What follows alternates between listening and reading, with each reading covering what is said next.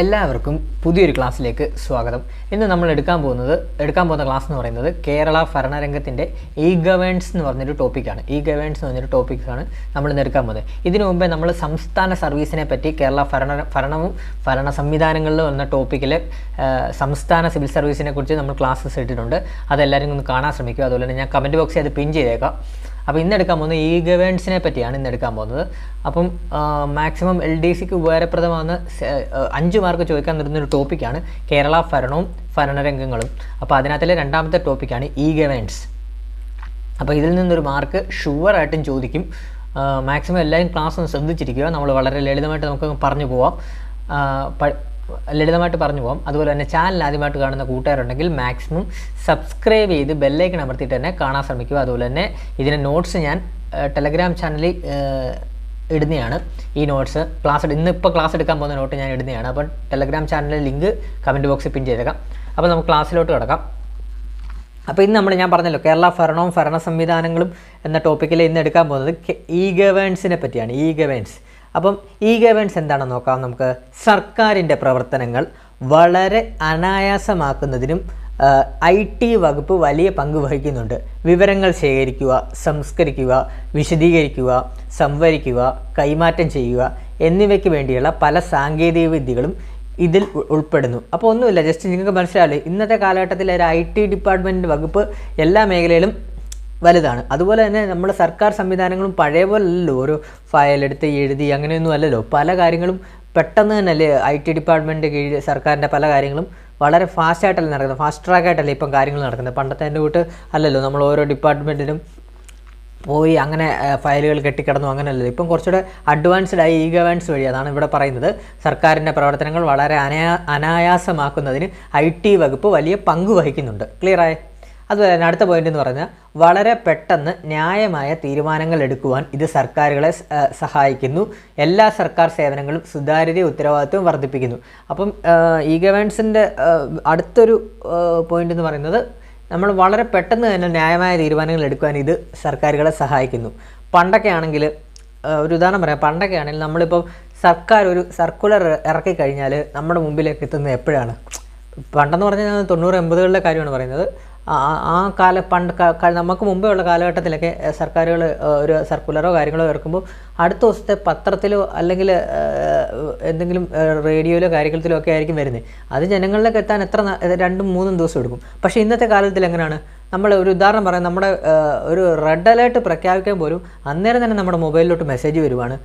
അതുപോലെ തന്നെ സോഷ്യൽ മീഡിയയിൽ വഴി എല്ലാവരും അറിയും, ജനങ്ങൾ മൊത്തം അറിയും, കാര്യങ്ങളെല്ലാം ചെയ്യും. അപ്പം തന്നെ നമ്മുടെ കാര്യങ്ങൾ. അതാണ് ഇ ഗവേൺസിൻ്റെ ഗുണം. അതാണ് പെട്ടെന്ന് കാര്യങ്ങളെല്ലാം നമുക്ക് ജനങ്ങളിലേക്ക് എത്തിക്കുകയും ചെയ്യും. അതുപോലെ തന്നെ എല്ലാ സർക്കാർ സേവനങ്ങളിലും സുതാര്യതയും ഉത്തരവാദിത്വവും വർദ്ധിപ്പിക്കുന്നു. ക്ലിയറായി? അടുത്തത് ICT ഉപയോഗിച്ച് ICT എന്ന് പറഞ്ഞാൽ ഇൻഫർമേഷൻ ടെക്നോളജി എന്നാണ് ICT എന്ന് പറയുന്നത്. ഇൻഫർമേഷൻ ടെക്നോളജി എന്നാണ് പറയുന്നത്. ICT ഉപയോഗിച്ചുകൊണ്ടുള്ള ഭരണനിർവഹണം ആണ് ഈ ഭരണം എന്ന പേരിൽ പൊതുവേ പറയുന്നത്. ഇൻഫർമേഷൻ കമ്മ്യൂണിക്കേഷൻ ടെക്നോളജി എന്നാണ്. ICT എന്ന് പറഞ്ഞാൽ ഇൻഫർമേഷൻ കമ്മ്യൂണിക്കേഷൻ ടെക്നോളജി എന്നാണ്. IT എന്നല്ല, ഇൻഫർമേഷൻ കമ്മ്യൂണിക്കേഷൻ ടെക്നോളജി ഉപയോഗിച്ചു കൊണ്ടുള്ള ഭരണ നിർവഹണമാണ് ഈ ഭരണം എന്ന പേരിൽ പൊതുവെ അറിയപ്പെടുന്നത്. അപ്പോൾ നമുക്കറിയാം ഈ ഭരണം എന്ന് പറയുമ്പോൾ എന്താണ്? Information communication technology. ക്ലിയറായ? അടുത്തത് സർക്കാർ സേവനങ്ങൾ ഫലപ്രദമായ രീതിയിൽ തൽക്ഷണം ജനങ്ങളിലേക്ക് എത്തുന്നു എന്ന് ഉറപ്പുവരുത്തുകയാണ് ഇതിൻ്റെ പ്രധാന ലക്ഷ്യം. അപ്പോൾ ഈ ഗവേൺസ് കൊണ്ട് വേറൊരു ഗുണമുണ്ട്. സർക്കാർ സേവനങ്ങൾ ഫലപ്രദമായ രീതിയിൽ തൽക്ഷണം എന്ന് പറഞ്ഞാൽ അന്നേരം തന്നെ ജനങ്ങളിലേക്ക് എത്തുന്നു എന്ന് ഉറപ്പുവരുത്തുകയാണ് ഇതിൻ്റെ പ്രധാന ലക്ഷ്യമായിട്ട് പറയുന്നത്. അപ്പോൾ നമുക്ക് അടുത്ത പോയിന്റിലോട്ട്. ഈ ഗവേൺസിനെ പറ്റിയുള്ള പോയിന്റ്സ് ഇത്രയാണ് വരുന്നത്. അപ്പം പറഞ്ഞത് നിങ്ങൾക്ക് മനസ്സിലായെന്ന് ഞാൻ വിശ്വസിക്കുന്നു. അപ്പോൾ നമുക്കിനി അതിൻ്റെ ഈ ഭരണത്തിൻ്റെ വിവിധ വ്യവഹാരങ്ങൾ എന്തൊക്കെയാണെന്ന് നോക്കാം. അപ്പോൾ ഈ ഭരണത്തിൻ്റെ വിവിധ വ്യവഹാരങ്ങൾ എന്തൊക്കെയാണ്? ഈ ഭരണത്തിൻ്റെ വിവിധ തരം വ്യവഹാരങ്ങൾ എന്തൊക്കെയാണെന്ന് നോക്കാം. അപ്പോൾ ഈ ഭരണനിർവഹണത്തിൽ വിവിധ തരം പങ്കാളികളുമായി പരസ്പര വ്യവഹാരങ്ങൾ ഈ ഭരണം വഴി സുഗമമാക്കുന്നു.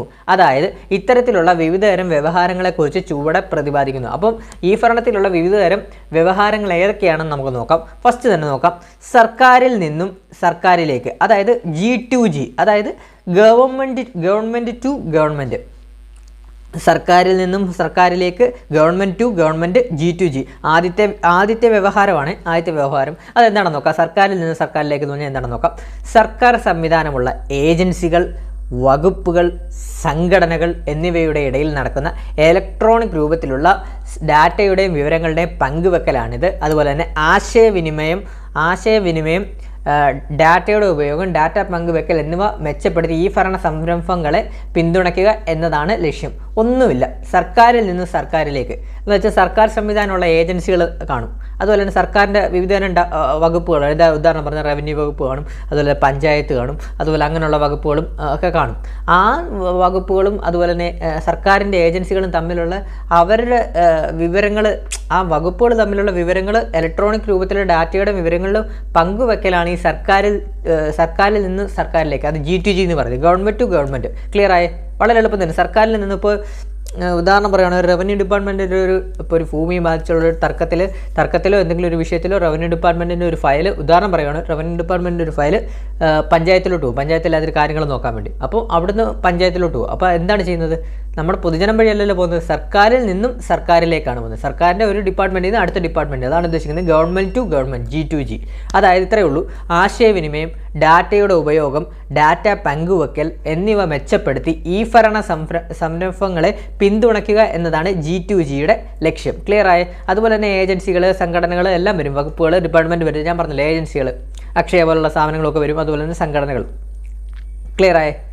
അടുത്തത് ഒന്നാമത്തെ സർക്കാരിൽ നിന്ന് സർക്കാരിലേക്ക്, ഗവൺമെൻറ് ടു ഗവൺമെൻറ്, G2G. ഇത് ഓർത്ത് വെക്കണേ, ഈ പേര് G2G, ഗവൺമെൻറ് ടു ഗവൺമെൻറ്, സർക്കാരിൽ നിന്ന് സർക്കാരിലേക്ക്. അപ്പോൾ രണ്ടാമത്തേത് സർക്കാരിൽ നിന്നും പൗരന്മാരിലേക്ക്, ഗവൺമെൻറ് ടു സിറ്റിസൺ, G2C, നമ്മളിലോട്ട്. സർക്കാരിൽ നിന്ന് ഒരു സേവനം നമ്മളിലോട്ട് വരുന്നതാണ് G2C എന്ന് പറയുന്നത്. ഗവൺമെൻറ് ടു സിറ്റിസൺസ്, സർക്കാരിൽ നിന്നും പൗരന്മാരിലേക്ക്. അതെന്താണെന്ന് നോക്കാം. ഇത് സർക്കാരിനും പൗരന്മാർക്കുമിടയിൽ സമ്പർക്കം സാധ്യമാകുന്നു. ഇവിടെ പൊതുജനങ്ങൾ ധാരാളം പൊതുസേവനങ്ങൾ ഉപയോഗപ്പെടുത്തുന്നു. അതുപോലെ തന്നെ പൊതുജനങ്ങളുടെ ലഭ്യതയും ഉപയോഗക്ഷമതയും ഇത് വർദ്ധിപ്പിക്കുന്നു. സേവനങ്ങളുടെ ഗുണനിലവാരം ഇത് ഉപയോഗിക്കുന്നു. സർക്കാരിനും പൗരന്മാർക്കും ഇടയിൽ ഒരു സൗഹൃദ വലയം ഒരുക്കുക എന്നതാണ് ഇതിൻ്റെ പ്രധാന ഉദ്ദേശം. അപ്പോൾ ഒന്നുമില്ല, ഇത്രയേ ഉള്ളൂ. അതായത് സർക്കാരിനും പൗരന്മാർക്കും ഇടയിലൊരു സമ്പർക്കം സാധ്യമാവുന്നതാണ് G2C വഴി, അതായത് സർക്കാരിൽ നിന്നും പൗരന്മാരിലേക്ക്. ഇവിടെ പൊതുജനങ്ങൾ ധാരാളം പൊതുസേവനങ്ങൾ ഉപയോഗപ്പെടുത്തുന്നു. അതുപോലെ തന്നെ പൊതുസേവനങ്ങളുടെ ലഭ്യത, ഉപയോഗക്ഷമത ഇത് വർദ്ധിപ്പിക്കുന്നു. സേവനങ്ങളുടെ ഗുണനിലവാരം ഉയർത്തുന്നു. സർക്കാരിനും പൗരന്മാർക്കും ഇടയിൽ ഒരു സൗഹൃദ വലയം ഒരുക്കുക എന്നതാണ് ഇതിൻ്റെ പ്രധാന ഉദ്ദേശം. അതായത് ഇത്രയേ ഉള്ളൂ. ഒരു ഉദാഹരണം പറയുവാണെങ്കിൽ, നമ്മളിപ്പോൾ പണ്ടത്തെ കാലത്തൊക്കെ ആണെങ്കിൽ നമ്മളൊരു അപേക്ഷയോ കാര്യങ്ങളോ എന്തെങ്കിലും കൊടുക്കണം എന്നുണ്ടെങ്കിൽ എത്ര ഓഫീസുകൾ പോയി കയറി ഇറങ്ങി പറ്റും. പക്ഷേ ഇന്നൊരു നമ്മളൊരു അക്ഷയയിലോ അല്ലെങ്കിൽ CSCയിലോ പോയി കഴിഞ്ഞാൽ നമുക്ക് പെട്ടെന്ന് തന്നെ ഒരു അപേക്ഷ കൊടുത്തിട്ട് അപ്പം തന്നെ നമുക്ക് അടുത്ത പണിയിലോട്ടോ അല്ലെങ്കിൽ വീട്ടിലോട്ടോ പോവാം. ഇങ്ങനെ കെട്ടിക്കിടക്കേണ്ട കാര്യമല്ലോ ഓഫീസുകളിൽ പോയി. അതാണ് അത്രയേ ഉള്ളൂ ഉദ്ദേശിക്കുന്നത് സർക്കാരിൽ നിന്ന്. അതാണ് ഇവിടെ പറയുന്നത്. പൊതുസേവനങ്ങളുടെ ലഭ്യതയും ഉപയോഗക്ഷമതയും ഇത് വർദ്ധിപ്പിക്കുന്നു. സേവനങ്ങളുടെ ഗുണനിലവാരം ഇത് ഉയർത്തുന്നു. അതുപോലെ തന്നെ സർക്കാരിനും പൗരന്മാർക്കും ഇടയിൽ ഒരു സൗഹൃദ വലയം ഒരുക്കുക എന്നതാണ് ഇതിൻ്റെ പ്രധാന ഉദ്ദേശം. അതായത് സൗഹൃദ വലയം എന്ന് ഉദ്ദേശിക്കുന്നത് ഇത്രയേ ഉള്ളൂ. നമുക്ക് നമ്മുടെ സമയമെല്ലാം ലാഭിക്കാം. ഇന്നത്തെ കാലഘട്ടത്തിൽ അത് ഈ ഗവേൺസ് വന്നത് പിന്നെ നമുക്ക് സമയം കാര്യങ്ങൾ. പണ്ടൊക്കെയാണ് നമ്മളൊരു അപേക്ഷ കൊടുക്കാൻ പോയി കഴിഞ്ഞാൽ നമ്മൾ കയറി ഇറങ്ങി നടക്കേണ്ടി വരും. നിങ്ങൾ സിനിമയിലൊക്കെ കണ്ടിട്ടില്ലേ, നമ്മൾ സർക്കാർ ഓഫീസിൽ എത്ര വട്ടം കയറി ഇറങ്ങിയാലാണ് ഓരോ കാര്യങ്ങൾ നടക്കുന്നതെന്നൊക്കെ പറഞ്ഞില്ലേ. ഇപ്പം കുറച്ചുകൂടെ അഡ്വാൻസ്ഡ് ആയി. നമുക്ക് അങ്ങനെ കയറി ഇറങ്ങേണ്ട കാര്യമില്ല. എല്ലാം ഈ ഗവേൺസ് വഴിയും ഇൻ്റർനെറ്റ് വഴിയൊക്കെ ആയതുകൊണ്ട് കുറച്ചുകൂടെ അഡ്വാൻസ്ഡ് ആയി. നമുക്ക് അങ്ങനെ നമ്മുടെ സമയം കളയേണ്ട ആവശ്യമില്ല. അപ്പോൾ ഇത്രയേ ഉള്ളൂ. അതാണ് ഈ പറയുന്നത് സർക്കാരിൽ നിന്നും പൗരന്മാരിലേക്ക്, ഗവൺമെൻറ് ടു സിറ്റിസൺസ്. ക്ലിയർ ആയ? അടുത്തത് സർക്കാരിൽ നിന്നും വ്യാപാരത്തിലേക്ക്. മൂന്നാമത്തേത് സർക്കാരിൽ നിന്നും വ്യാപാരത്തിലേക്ക്, അതായത് ഗവൺമെൻറ് ടു ബിസിനസ്, G2B.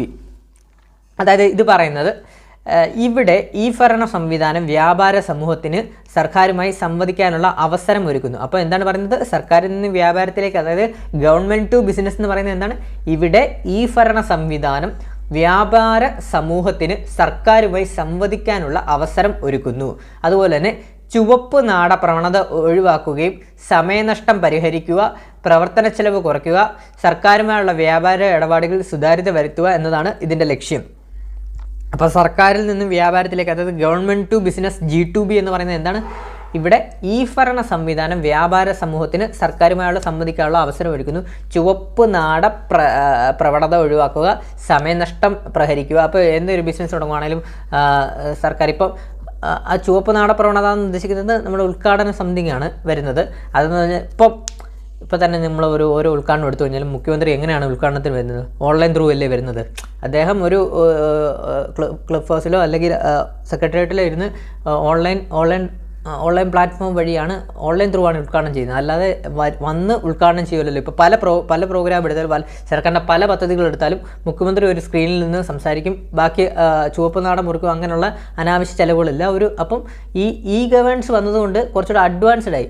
സാധാരണ ഒരു മുഖ്യമന്ത്രിയൊക്കെ വരുമ്പോൾ അതിൻ്റേതായ ചിലവുകളും കാര്യങ്ങളും ഒക്കെ വരുമല്ലോ. അപ്പോൾ ആ ചിലവുകളും കാര്യങ്ങളും നമുക്ക് കുറയ്ക്കാൻ പറ്റും. അതാണ് ചുവപ്പ് നാട പ്രവണത ഒഴിവാക്കുക, സമയനഷ്ടം പരിഹരിക്കുക, അതുപോലെ തന്നെ പ്രവർത്തന ചെലവ് കുറയ്ക്കുക, സർക്കാരുമായുള്ള വ്യാപാര ഇടപാടുകളിൽ കൂടുതൽ സുതാര്യത വരുത്തുക എന്നിവയാണ് ഗവൺമെൻറ് ടു ബിസിനസ് G2B യുടെ ഉദ്ദേശം വരുന്നത്.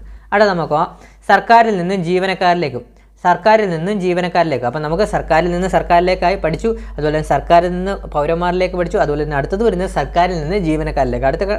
അടുത്ത ടൈപ്പ് ഓഫ് ആൾക്കാർ ജീവനക്കാരാണ്, സർക്കാരിൽ നിന്ന് ജീവനക്കാരിലേക്ക്. അതായത് ഗവൺമെൻറ് ടു എംപ്ലോയീസ് G2E എന്ന് പറഞ്ഞ്, അതായത് സർക്കാർ നയങ്ങൾ ജീവനക്കാരിലൂടെ നടപ്പിലാക്കുന്നത്.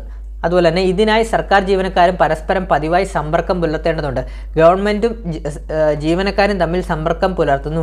അതുപോലെ തന്നെ സർക്കാരിൻ്റെ വിവിധ പരിപാടികൾ നടപ്പിലാക്കുന്നതിൽ നയങ്ങൾ, മാർഗനിർദ്ദേശങ്ങൾ സർക്കാർ ഉത്തരവുകളിലൂടെയും വിജ്ഞാപനങ്ങളിലൂടെയും രൂപത്തിൽ ഈ ഭരണം പോർട്ടൽ വഴി ജീവനക്കാർക്ക് ലഭ്യമാക്കിയിട്ടുണ്ട്. അതുപോലെ തന്നെ ഈ ഭരണ സേവനങ്ങൾ ഉപയോഗപ്പെടുത്തിക്കൊണ്ടാണ് സർക്കാർ ജീവനക്കാരുടെ ശമ്പളം, വ്യക്തിഗത വിവരങ്ങൾ എന്നിവ കൈകാര്യം ചെയ്യുന്നത്. അപ്പോൾ അത് ജസ്റ്റ് എല്ലാം ഒന്ന് മനസ്സിലാക്കി പറഞ്ഞു പോകാം. സർക്കാരിൽ നിന്ന് ജീവനക്കാരിലേക്ക്, അതായത് ഗവൺമെൻറ് ടു എംപ്ലോയീസ്. അതായത് നമ്മൾ സർക്കാർ എടുക്കുന്ന ഏതൊരു നയങ്ങളായാലും ഏതൊരു പദ്ധതികളായും അത് നമ്മൾ പൊതുജനങ്ങളിലേക്ക് എത്തുന്നത് എങ്ങനെയാണ്? ഉദ്യോഗസ്ഥർ വഴിയാണ്, അതായത് ജീവനക്കാർ വഴിയാണ് നടപ്പിലാക്കുന്നത്.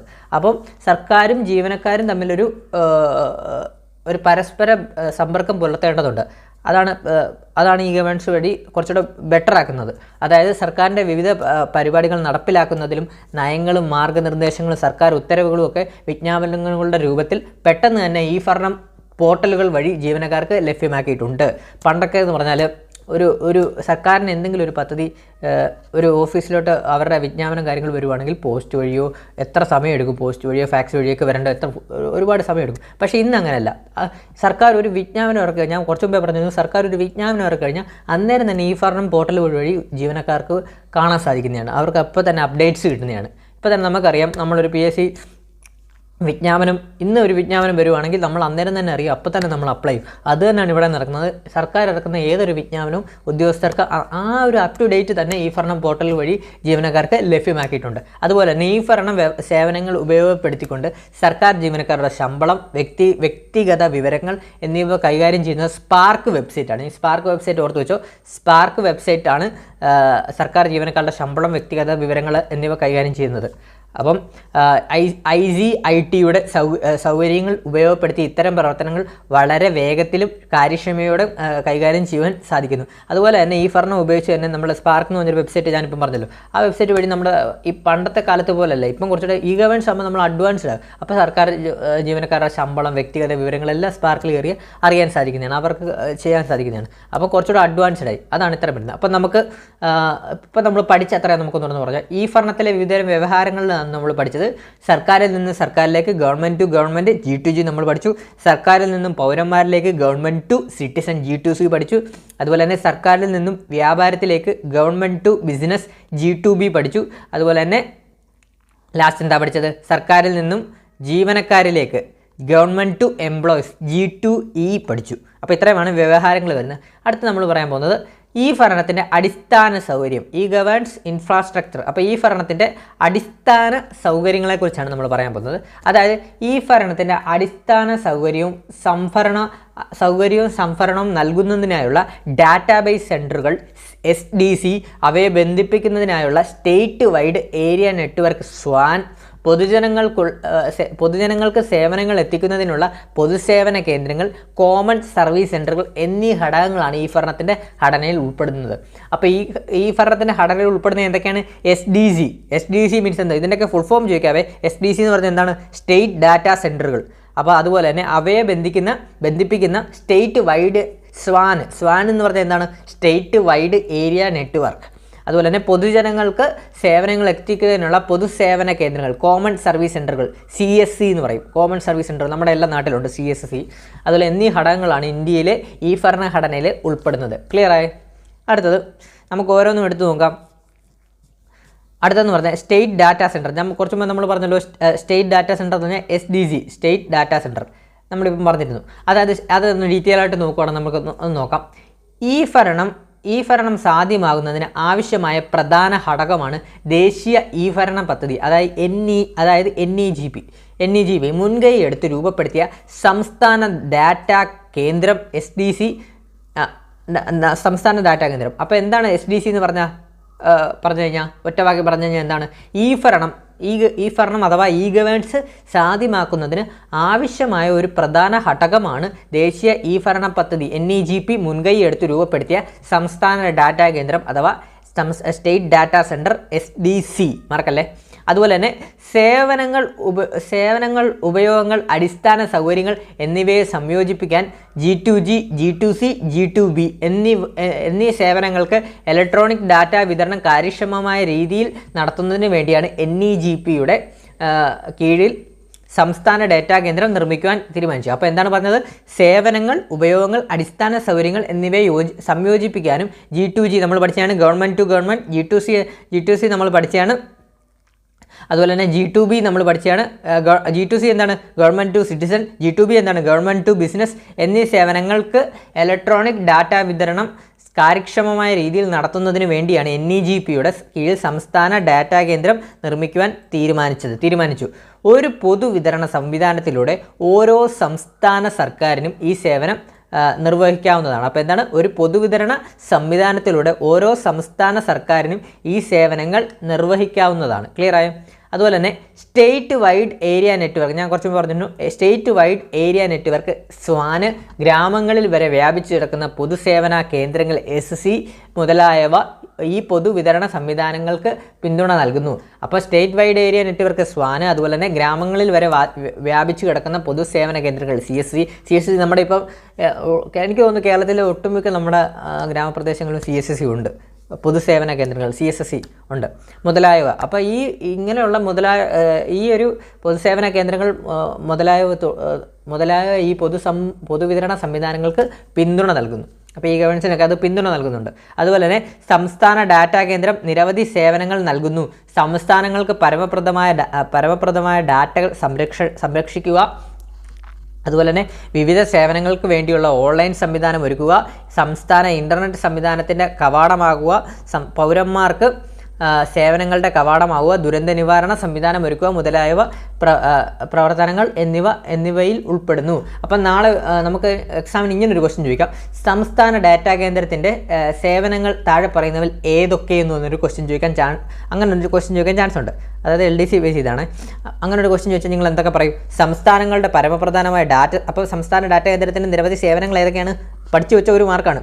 സംസ്ഥാനങ്ങളുടെ പരമപ്രധാനമായ ഡാറ്റ സംരക്ഷിക്കുക, അതുപോലെ തന്നെ വിവിധ സേവനങ്ങൾക്ക് വേണ്ടിയുള്ള ഓൺലൈൻ സംവിധാനം ഒരുക്കുക, സംസ്ഥാന ഇൻ്റർനെറ്റ് സംവിധാനത്തിൻ്റെ കവാടമാകുക, അതുപോലെ തന്നെ പൗരന്മാർക്ക് സേവനങ്ങളുടെ കവാടമാകുക, അതുപോലെ തന്നെ ലാസ്റ്റ് ദുരന്ത നിവാരണ സംവിധാനം ഒരുക്കുക മുതലായവ പ്രവർത്തനങ്ങൾ എന്നിവയിൽ ഉൾപ്പെടുന്നു. ഇമ്പോർട്ടൻ്റ് ആണേ, പഠിച്ചു വെച്ച ഒരു മാർക്കാണ്.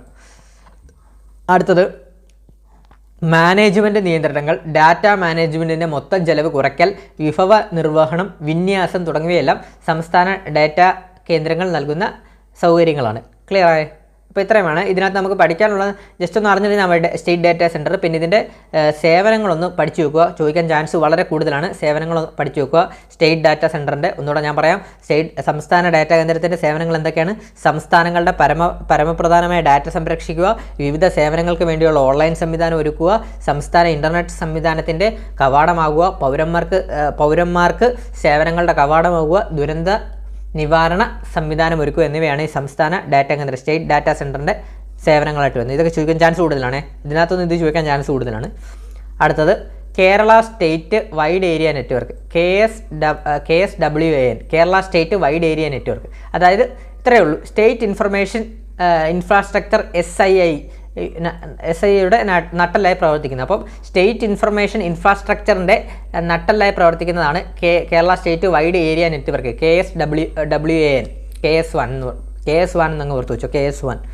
അപ്പം SIAയുടെ നട്ടലായി പ്രവർത്തിക്കുന്നത്, അതായത് സ്റ്റേറ്റ് ഇൻഫർമേഷൻ ഇൻഫ്രാസ്ട്രക്ചറിനെ നട്ടലായി Kerala state wide area network പ്രവർത്തിക്കുന്നു. അതുപോലെ തന്നെ ഇത് തിരുവനന്തപുരം, കൊച്ചി, കോഴിക്കോട് എന്നീ പ്രധാന നഗരങ്ങളെ താല്പര്യ കേന്ദ്രങ്ങളാക്കി ഹബ്സാക്കി 14 ജില്ലകളിലെ 152 ബ്ലോക്ക് പഞ്ചായത്തുകളെ തമ്മിൽ ബന്ധിപ്പിക്കുന്നു. ഇമ്പോർട്ടൻ്റ് ആണ്, ചോദ്യം ഇവിടുന്ന് വരാം.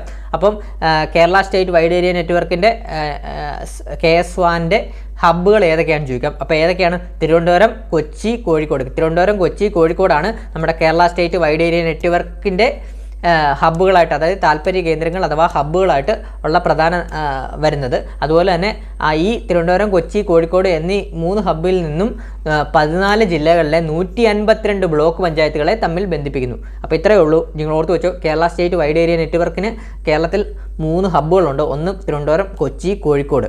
ഈ 3 ഹബ്ബുകളിൽ നിന്നാണ് 14 ജില്ലകളിലെ 152 ബ്ലോക്ക് പഞ്ചായത്തുകളെ തമ്മിൽ ബന്ധിപ്പിക്കുന്നത്. അപ്പോൾ 14 ജില്ലകളിലെ 152 ബ്ലോക്ക് പഞ്ചായത്തുകളെ തമ്മിൽ ഈ 3 ഹബ്ബിൽ നിന്നുമാണ് ബന്ധിപ്പിക്കുന്നത്. അപ്പോൾ ഏതൊക്കെയാണ് ഹബ്ബ് എന്നുള്ളത് മറക്കല്ലേ. തിരുവനന്തപുരം, കൊച്ചി, കോഴിക്കോട്. 14 ജില്ലകളിലെ 152 ബ്ലോക്ക് പഞ്ചായത്തുകളെയാണ് തമ്മിൽ ബന്ധിപ്പിക്കുന്നത്, മറക്കല്ലേ, ബ്ലോക്ക് പഞ്ചായത്തുകളാണ്. അതുപോലെ തന്നെ ഈ ശൃംഖല വഴി അനേകം സർക്കാർ കാര്യാലയങ്ങളെയും ബന്ധിപ്പിക്കുന്നു. അപ്പോൾ ഈ ശൃംഖല വഴി അനേകം സർക്കാർ കാര്യാലയങ്ങളെയും ബന്ധിപ്പിക്കുന്നു. അതുപോലെ തന്നെ സ്റ്റേറ്റ് ഡാറ്റാ സെൻറ്ററിൽ നിന്നുള്ള അപേക്ഷകർക്ക് അനുസരിച്ച് G2G, government to government, G2C, government to citizen സേവനങ്ങളെ ഏകോപിപ്പിച്ച് പ്രവർത്തിക്കുക എന്നതാണ് Kerala state wide area network KS1 പ്രധാന ചുമതലയായിട്ട് വരുന്നത്. ക്ലിയർ ആയോ? അടുത്ത ടോപ്പിക്ക് നോക്കാം. പൊതുസേവന കേന്ദ്രങ്ങൾ, കോമൺ സർവീസ് സെൻറ്റർ. ഞാൻ കുറച്ച് പറഞ്ഞു CSC അറിയാത്തതായിട്ട് ആരുമില്ല. ഞാൻ പറഞ്ഞു നമ്മുടെ ഇപ്പോൾ ഏതൊരു ഗ്രാമത്തിലായാലും CSC ആണ്. ഞങ്ങളുടെ ഇവിടെ തന്നെ നമ്മൾ തൊട്ടടുത്ത് തന്നെ രണ്ട് CSC ഉണ്ട്, അടുത്തടുത്ത് തന്നെ. അപ്പം നിങ്ങൾക്ക് എല്ലാവർക്കും അറിയുന്ന കോമൺ ആയിട്ടുള്ള ഇതാണ് പൊതുസേവന കേന്ദ്രങ്ങൾ, common service centre, CSC. Akshaya അല്ല, CSC എന്ന് പറഞ്ഞാൽ പൊതുസേവന കേന്ദ്രങ്ങളാണ്, അതായത് കോമൺ സർവീസ് സെൻറ്ററാണ് CSC. അക്ഷയ അല്ല കേട്ടോ, അക്ഷയ വേറെ, CSC വേറെ കേട്ടോ. അപ്പോൾ CSC എന്താണ്? സർക്കാർ, സ്വകാര്യ, സാമൂഹ്യ വകുപ്പുകളുടെ സേവനങ്ങൾ രാജ്യത്തെ ഗ്രാമീണർക്ക് എത്തിക്കുക എന്നതിനുള്ള സേവന കേന്ദ്രങ്ങളാണ് പൊതുസേവന കേന്ദ്രങ്ങൾ എന്ന് പറയുന്നത്. വെബ് അധിഷ്ഠിത ഈ ഭരണ സേവനങ്ങൾ ഗ്രാമപ്രദേശങ്ങളിൽ എത്തിക്കുന്നു എന്നതാണ് CSCയുടെ പ്രധാന സവിശേഷത. അതുപോലെ തന്നെ ഈ സംവിധാനം ഉപയോഗപ്പെടുത്തിക്കൊണ്ട് നമുക്ക് വൈദ്യുതി ബില്ല്, ടെലിഫോൺ ബില്ല്, ജല ഉപയോഗ ബില്ല് എന്നിവ അടയ്ക്കാൻ സാധിക്കുന്നു. കൂടാതെ അപേക്ഷകൾ ഓൺലൈനായി സമർപ്പിക്കുവാനും ആവശ്യക്കാർക്ക് യോഗ്യതാപത്രം തയ്യാറാക്കി വിതരണം ചെയ്യാനും ഇതുവഴി സാധിക്കുന്നു. അപ്പോൾ എന്തൊക്കെയാണ് ഇതിന് ഗുണഭോഗങ്ങളും എന്തൊക്കെയാണ് വരുന്നത്? സർക്കാർ, സ്വകാര്യ, സാമൂഹ്യ വകുപ്പുകളുടെ സേവനങ്ങൾ രാജ്യത്തെ ഗ്രാമീണർക്ക് എത്തിക്കുന്നതിനുള്ള സേവന കേന്ദ്രങ്ങളാണ് പൊതുസേവന കേന്ദ്രങ്ങളായിട്ട് വരുന്നത്. അതുപോലെ തന്നെ വെബ് അധിഷ്ഠിത ഈ ഭരണ സേവനങ്ങൾ ഗ്രാമപ്രദേശങ്ങളിൽ എത്തിക്കുന്നു എന്നതാണ് CSCയുടെ പ്രധാന സവിശേഷത. ഈ സംവിധാനം വെച്ച് നമുക്ക് എന്തൊക്കെ ചെയ്യാം? വൈദ്യുത ബില്ല് അടയ്ക്കാം, അതുപോലെ തന്നെ ടെലിഫോൺ ബില്ല് അടയ്ക്കാം, ജല ഉപയോഗ ബില്ല് അടയ്ക്കാം. അതുപോലെ തന്നെ കൂടാതെ നമുക്ക് അപേക്ഷകൾ ഓൺലൈനായി സമർപ്പിക്കാനും, നമ്മൾ PSC ഉദ്ദേശിച്ചാൽ മതി, നമുക്ക് അപ്ലൈ ഒക്കെ ചെയ്യാൻ അപേക്ഷകളൊക്കെ ഓൺലൈനായിട്ട് സമർപ്പിക്കുവാനും ആവശ്യക്കാർക്ക് യോഗ്യതാപത്രം, സർട്ടിഫിക്കറ്റ് തയ്യാറാക്കി വിതരണം ചെയ്യാനും ഇതുവഴി സാധിക്കുന്നുണ്ട്. അപ്പോൾ മറ്റ് സേവനങ്ങൾ എന്തൊക്കെയാണെന്ന് നോക്കാം. CSC വഴിയുള്ള മറ്റ് സേവനങ്ങൾ: കാർഷിക സേവനങ്ങൾ, വിദ്യാഭ്യാസ പരിശീലനവുമായി ബന്ധപ്പെട്ട സേവനങ്ങൾ, ആരോഗ്യ സേവനങ്ങൾ, അതുപോലെ തന്നെ ഗ്രാമീണ ബാങ്കിൻ്റെ ഇൻഷുറൻസ് സേവനങ്ങൾ, വിനോദ സംബന്ധമായ സേവനങ്ങൾ, വാണിജ്യപരമായ സേവനങ്ങൾ. ഇതാണ് മറ്റ് സേവനങ്ങളിലായിട്ട് വരുന്നത്. അപ്പോൾ ഇത്രയേ ഉള്ളൂ CSC. നിങ്ങൾക്ക് എല്ലാവർക്കും അറിയാവുന്ന കാര്യമാണ്, ഇതിന് കൂടുതൽ പറയേണ്ട ആവശ്യമില്ല, എല്ലാവർക്കും മനസ്സിലാകുന്ന കാര്യമാണ് CSC. നമ്മളെല്ലാം പൊതുജീവിതത്തിൽ ഉപയോഗിക്കുന്ന ആശ്രയിക്കുന്ന ഒരു സംഭവമാണ് CSC വരുന്നത്. അപ്പോൾ നിങ്ങൾക്ക് ഇതിനെക്കുറിച്ചെല്ലാം അറിയാം. അടുത്ത നമ്മൾ പറഞ്ഞു അക്ഷയ പദ്ധതി എന്ന് പറഞ്ഞാൽ എന്താണ്? കേരള സർക്കാർ രൂപം നൽകിയ കമ്പ്യൂട്ടർ സാക്ഷരതാ പദ്ധതിയാണ് അക്ഷയ പദ്ധതി. വിവരസാങ്കേതിക വിദ്യ ജനകീയമാക്കുകയും സർക്കാർ സംവിധാനങ്ങൾ ഓൺലൈനായി ജനങ്ങളിലേക്ക് എത്തിക്കുകയും ചെയ്യുന്ന പദ്ധതിയാണ് അക്ഷയ പദ്ധതി. അപ്പോൾ അക്ഷയ പദ്ധതി എന്താണ്? കേരള സർക്കാർ രൂപം നൽകിയ കമ്പ്യൂട്ടർ സാക്ഷരതാ പദ്ധതിയാണ് ഈ അക്ഷയ പദ്ധതി എന്ന് പറയുന്നത്. അതുപോലെ തന്നെ വിവരസാങ്കേതിക വിദ്യ ജനകീയമാക്കുകയും സർക്കാർ സംവിധാനങ്ങൾ ഓൺലൈനായി ജനങ്ങളിലേക്ക് എത്തിക്കുകയും ചെയ്യുകയാണ് പദ്ധതിയുടെ ലക്ഷ്യം എന്ന് പറയുന്നത്. അപ്പോൾ അക്ഷയ നമുക്ക് എന്താണെന്ന് മനസ്സിലായി. അതുപോലെ തന്നെ അക്ഷയ പദ്ധതി എന്നാണ് വന്നത്? 2002 നവംബർ 18 മറക്കല്ലേ 2002 നവംബർ 18 രാഷ്ട്രപതിയായിരുന്ന APJ അബ്ദുൽ കലാം മലപ്പുറം ജില്ലയിലാണ് അക്ഷയ പദ്ധതി ഉദ്ഘാടനം ചെയ്തത്. അപ്പം 2002 നവംബർ 18 അന്നത്തെ പ്രസിഡന്റ് ആയിരുന്ന APJ അബ്ദുൽ കലാം മലപ്പുറം ജില്ലയിലാണ് അക്ഷയ പദ്ധതി ഉദ്ഘാടനം ചെയ്തത്. അപ്പോൾ മലപ്പുറം ജില്ലയിലാണ് അക്ഷയ പദ്ധതി ഉദ്ഘാടനം ചെയ്തത്. അതോടെ മലപ്പുറം ജില്ല ഇന്ത്യയിലെ ആദ്യത്തെ കമ്പ്യൂട്ടർ സാക്ഷരത ജില്ലയായി. അപ്പം 2002 November 18 രാഷ്ട്രപതിയായിരുന്ന APJ Abdul Kalam sir Malappuram ജില്ലയിൽ ഉദ്ഘാടനം ചെയ്തതോടെ അക്ഷയ പദ്ധതി ഉദ്ഘാടനം ചെയ്തതോടെ ഇന്ത്യയിലെ ആദ്യത്തെ കമ്പ്യൂട്ടർ സാക്ഷരതാ ജില്ലയായി മാറി മലപ്പുറം. ഓർത്തു വെക്കണേ. അതുപോലെ തന്നെ അക്ഷയ പദ്ധതി എന്തിനാണ്? കമ്പ്യൂട്ടർ സാക്ഷരതാ പദ്ധതിയാണ്. കമ്പ്യൂട്ടർ സാക്ഷരതാ പദ്ധതി അതുപോലെ തന്നെ വിവരസാങ്കേതിക വിദ്യ ജനകീയമാക്കുക, സർക്കാർ സംവിധാനങ്ങൾ ഓൺലൈനായി ജനങ്ങളിലേക്ക് എത്തിക്കുക ചെയ്യുന്നതാണ് ഈ പദ്ധതിയുടെ ഉദ്ദേശം. അടുത്ത് നമ്മൾ പഠിക്കാൻ പോകുന്നത് അക്ഷയ കേന്ദ്രം. നമ്മളെല്ലാവരും ഒരു വട്ടവേലും ഈ വീഡിയോ കാണുന്നവരെല്ലാം അക്ഷയ കേന്ദ്രത്തിൽ പോയിട്ടുണ്ട്. നമ്മൾ എന്തെങ്കിലും സർട്ടിഫിക്കറ്റിനോ കാര്യങ്ങൾക്കോ ഒക്കെ വേണ്ടി പോയിട്ടുണ്ടായിരിക്കും, അപേക്ഷകൾ. അപ്പം എന്താണ് അക്ഷയ കേന്ദ്രം എന്ന് നമുക്ക് നോക്കാം. ഈ ഗവേൺസിലൂടെ ഗവൺമെൻറ് നൽകുന്ന സേവനങ്ങൾ ജനങ്ങൾക്ക് പ്രയോജനപ്പെടുത്തുന്നതിനായി രൂപം നൽകിയിട്ടുള്ള സംരംഭമാണ് ഈ അക്ഷയ കേന്ദ്രം എന്ന് പറയുന്നത്. ജനങ്ങളെ സാക്ഷരരാക്കുക